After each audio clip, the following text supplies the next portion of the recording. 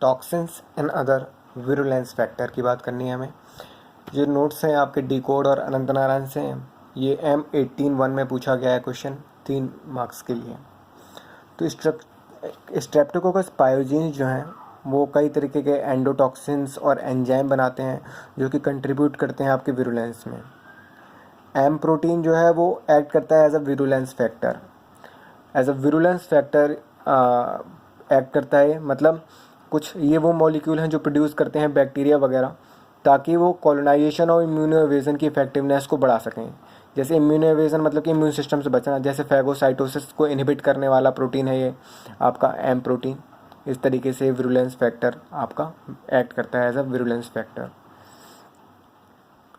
सी पॉलीसैकेराइडेज के बारे में बताया गया है कि ये आपका टॉक्सिक इफेक्ट शो करता है कनेक्टिव टिश्यू के ऊपर। इन एक्सपेरिमेंटल एनिमल्स में हमने ये देखा है। अगला है आपका हीमोलाइसिन। हम हीमोलाइसिन की बात करेंगे। हीमोलाइसिन में हम स्ट्रेप्टोलाइसिन ओ की बात करेंगे, स्ट्रेप्टोलाइसिन एस की बात करेंगे, स्ट्रेप्टोलाइसिन एस की बात करेंगे। फिर SPE की बात करेंगे, streptococcal pyrogenic endotoxin. Third streptokinase fibrinolysin. Fourth deoxyribonuclease. Fifth NADAs। Sixth hyaluronidase. Seventh serum opacity factor. Eighth other enzyme. तो सबसे पहला जो हम बात कर रहे हैं वो है आपके हीमोलाइसिन की। हीमोलाइसिन की अगर हम बात करें तो आपके हीमोलाइसिन दो टाइप के हैं, streptolysin O and streptolysin S. Streptolysin O की अगर बात करें तो ये ऑक्सीजन लेबाइल है, जबकि स्ट्रेप्टोलाइसिन एस जो है वो हमारा ऑक्सीजन स्टेबल है। स्ट्रेप्टोलाइसिन ओ हमारा हीट लेबाइल भी है। फिर स्ट्रेप्टोलाइसिन वो एंटीजेनिक है, जबकि स्ट्रेप्टोलाइसिन एस जो है वो एंटीजेनिक नहीं है, जबकि वो प्रोटीन भी है फिर भी एंटीजेनिक नहीं होता है वो। ठीक है। स्ट्रेप्टोलाइसिन ओ जो है वो हमारा इनहिबिट होता है कोलेस्ट्रॉल के द्वारा, और स्ट्रेप्टोलाइसिन एस जो है उसको इनहिबिट करता है लिपोप्रोटीन। फिर और भी कई पॉइंट दिए गए हैं इसमें कि आपका ये स्पेसिफिक ये आपका ल्यूकोटॉक्सिक एक्टिविटी शो करता है स्ट्रेप्टोलाइसिन ओ, मतलब WBC को डैमेज करता है। अगर आपका एंटी स्ट्रेप्टोलाइसिन ओ आपके सीरा में दिख जाता है तो बताता है कि स्ट्रेप्टोकोकल इन्फेक्शन के बारे में हमको डायग्नोसिस दे रहा है। एस्टिमेशन अगर हम कर रहे हैं एंटीबॉडी का इन अ सीरोलॉजिकल प्रोसीजर, तो हमें बता रहा है रेट्रोस्पेक्टिव डायग्नोसिस के बारे में ऑफ इन्फेक्शन विथ स्ट्रेप्टोकोकस पायोजीन्स। तो मतलब ये बता रहा है कि स्ट्रेप्टोकोकस पायोजीन्स से पहले, मतलब कि या तो रिसेंट या फिर पहले तुमको इन्फेक्शन हो चुका है, इसलिए तुमको एंटीबॉडी मिल रही है। ठीक है। तो स्ट्रेप्टोलाइसिन एस की बात हम पहले ही कर चुके हैं कि ऑक्सीजन स्टेबल होता है, और स्ट्रेप्टोलाइसिन ओ जो है हमारा ऑक्सीजन लबाइल है, साथ में हीट लबाइल भी है। फिर हमने एक चीज़ बताई थी आपको कि एंटीजेनिक नहीं है आपका स्ट्रेप्टोलाइसिन एस, जबकि ओ में हमने देखा था कि वो एंटीजेनिक था। ठीक है। और हमने बताया था कि वहाँ पर इनहिबिशन जो हो रहा था वो आपका कार्बोहाइड्रेट कर रहा था, और स्ट्रेप्टोलाइसिन एस में जो इनहिबिशन कर रहा है वो सीरम लिपोप्रोटीन कर रहा है। और क्या पॉइंट है यहाँ पे, क्योंकि ये आपका ऑक्सीजन लेबाइल होता है इसलिए responsible for haemolysis seen around streptococcal colonies on the surface of blood agar plates. और इसका नाम स्ट्रेप्टोलाइसिन एस इसलिए रखा गया क्योंकि ये सॉल्युबल है सीरम में। उसका स्ट्रेप्टोलाइसिन ओ इसलिए था क्योंकि वो ऑक्सीजन लेबाइल था, तो नेमिंग वाला पॉइंट भी है। ठीक है। ये सॉल्युबल है सीरम में इसलिए इसको ऐसा कहते हैं।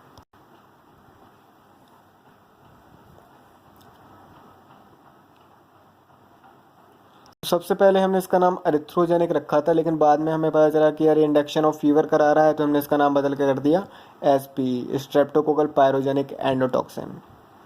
3 टाइप के SPE हमारे पास, ABC टाइप, उनके बारे में बात हम नहीं करेंगे। फिर ये आपका कि इन्फ्लामेटरी साइटोकाइंस रिलीज कराता है, causing fever, shock and tissue damage. अगला है आपका स्ट्रेप्टोकाइनेज, जो कि है आपका fibrinolysin. This toxin promotes the lysis of human fibrin clots. Human fibrin clot जो है उनका लाइसिस करा रहा है, किस तरीके से, by activating a plasma precursor plasminogen. Plasminogen के थ्रू प्लाज्मिनोजेन को एक्टिवेट करा रहा है, और इसीलिए आपका प्रमोट कर रहा है फाइब्रिन क्लॉट्स के लाइसिस को। It is an antigenic protein substance that stimulate production of antibody. ये हमने स्ट्रेप्टोलाइसिन ओ में भी देखा था। अब क्योंकि ये एंटीजेनिक प्रोटीन है तो इसका न्यूट्रलाइजिंग एंटीबॉडी हमें कन्वल्सेंट सीरम में मिल जाता है, मतलब पेशेंट के जो कि पेशेंट रिकवरी कर रहा है इलनेस से, उसके सीरम में हमें इसका एंटीबॉडी मिल जाता है। Anti streptokinase antibody provides retrospective evidence, मतलब एविडेंस प्रोवाइड कराता है कि पेशेंट को ऑलरेडी स्ट्रेप्टोकोकल इन्फेक्शन था या फिर अभी भी उसको स्ट्रेप्टोकोकल इन्फेक्शन है। ठीक है, तो हमने यही बताया कि हमने बताया पहले कि स्ट्रेप्टोकाइनेस का फंक्शन क्या है। ठीक है, कि स्ट्रेप्टोकाइनेस आपका क्या करा रहा है कि प्लाज्मिनोजेन को एक्टिवेट करा रहा है और फिर फाइब्रिन क्लॉट का लाइसिस करा रहा है। फिर हमने आपको ये बताया कि एंटीजेनिक प्रोटीन है ये, एंटीजन प्रोडक्शन वगैरह कराएगा ये। तो उसी में हमने 2 पॉइंट आपके ये बता दिए कि भाई सबसे पहली बात तो ये है कि अगर पेशेंट अगर रिकवरी कर रहा है तो हमको एंटीबॉडी देखने को मिलेगा।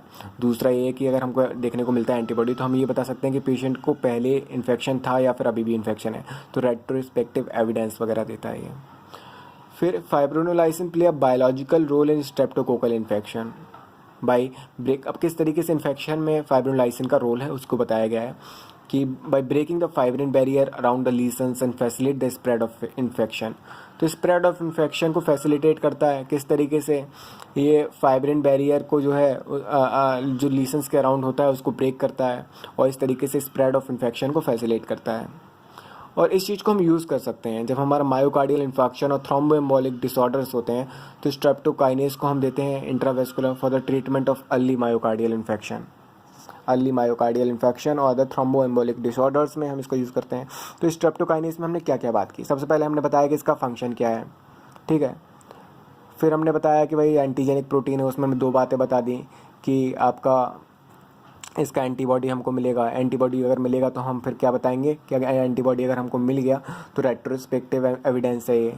ठीक है, फिर हमने बताया कि यार किस तरीके से तुम्हारा इन्फेक्शन में इसका क्या काम होगा। ठीक है, नेक्स्ट है हमारा डीऑक्सीराइबो न्यूक्लियस। ये कराता है हमारा पॉलीमराइजेशन और depolymerisation of DNA. This cause depolymerisation of DNA. तो आपका डीऑक्सीराइबो न्यूक्लियस कौन है, स्ट्रेप्टोडोर्नेस और डीएनए एज।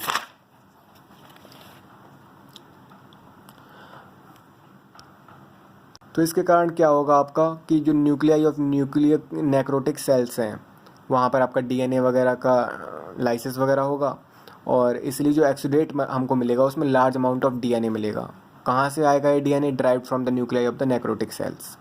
एक्सुडेट क्या होता है, ये आपका एडीमा में हमने पढ़ा था, एक्सुडेट एडीमा जो कि आपका एसोसिएट होता है वैस्कुलर परमेबिलिटी से और इसमें प्रोटीन कंटेंट आपका हाई होता है।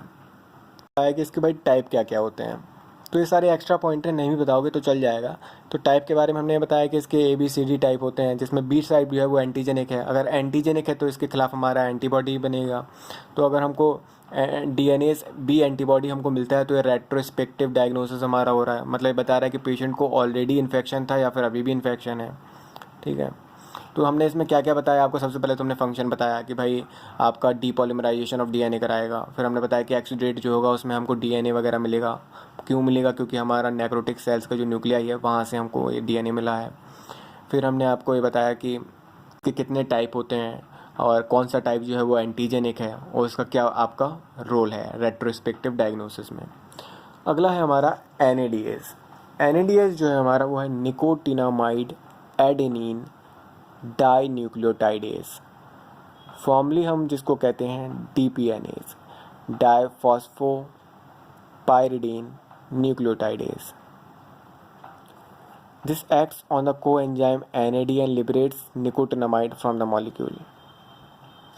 कोएंजाइम NAD के ऊपर काम करेगा ये और उससे निकोटिनामाइड को लिबरेट कर लेगा, उस मॉलिक्यूल से हटा देगा।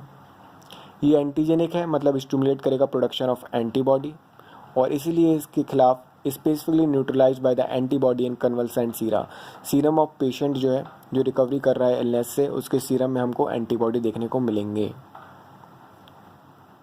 नेक्स्ट है ह्यालुरोनिडेज। ये एंजाइम ब्रेक डाउन करता है हेलारोनिक एसिड ऑफ द टिश्यू को और ये अब आपका ये इसका फंक्शन है, तो हमने क्या इन्फेक्शन में यूज़फुल है, यूज़फुल किस तरीके से है कि स्प्रेड ऑफ इन्फेक्शन को फेवर करता होगा ये चीज़ आपका along the intracellular spaces. Intracellular spaces में आपका जो स्प्रेड हो रहा है इन्फेक्शन, उस चीज़ को फेवर करता है आपका क्या, इसकी ये एक्टिविटी की हाइलुरोनिक एसिड को ब्रेक कर सकता है टिश्यूज़ में, ठीक है। फिर Streptococcus process a hyaluronic capsule and एलिब्रेट a hyaluronidase, मतलब ये बताया गया है कि ये एंजाइम जो है आपका एंटीजेनिक होता है, मतलब इसके खिलाफ आपको एंटीबॉडी शरीर में दिखने वाली हैं। कन्वल्जेंट सीरम, पेशेंट जो रिकवरी कर रहा है उसके सीरम में हमको एंटीबॉडी दिखने वाली है। तो हाइलुरोनिडेज में हमने दो बातें बोली। सबसे पहले इसके फंक्शन बताया, किस तरीके से फंक्शन उसके इन्फेक्शन में फैसिलिटेट करने में हेल्पफुल होता है। दूसरी बात हमने ये बताया कि क्या ये एंटीजेनिक है या नहीं, अगर है तो फिर ये क्या हमें हमारे लिए यूज़फुल होगा, डायग्नोस्टिक में यूज़फुल होगा। अगला है हमारा सीरम ओपेसिटी फैक्टर। तो सबसे पहले इसमें बताया गया है कि सीरम ओपेसिटी फैक्टर है क्या, कि आपका जो एम टाइप ऑफ स्ट्रेप्टोकोकस पायोजिन होता है वो प्रोड्यूस करता है एक लाइपोप्रोटीन। ये लाइपोप्रोटीन आपका प्रोड्यूस करता है opacity when apply to the agar gel. वो अगर जेल जिसमें आपका सीरम है हॉर्स या फिर स्वाइन का, ठीक है, ये आपका कहलाता है एसओपी, सीरम ओपेसिटी फैक्टर। कई और सारे एंजाइम हैं जिनकी हम बात करेंगे, जैसे प्रोटीनेज होता है, फॉस्फेटेज है, अमाइलेज है, एस्ट्रेज है, न्यूरामिनिडेज है। 5 हैं ये नाम, PANE, पेन से याद कर लो। P में 2 हैं, proteinase, phosphatase, A for amylase, N for neuraminidase, E for esterase. अब हमको ये नहीं पता कि ये जो आपके ये अदर एंजाइम्स हैं ये किस एक्सटेंट में मिलते हैं और किस तरीके से पैथोजेनिसिटी में आपको कंट्रीब्यूट करते हैं। तो बस इतना ही बताना है।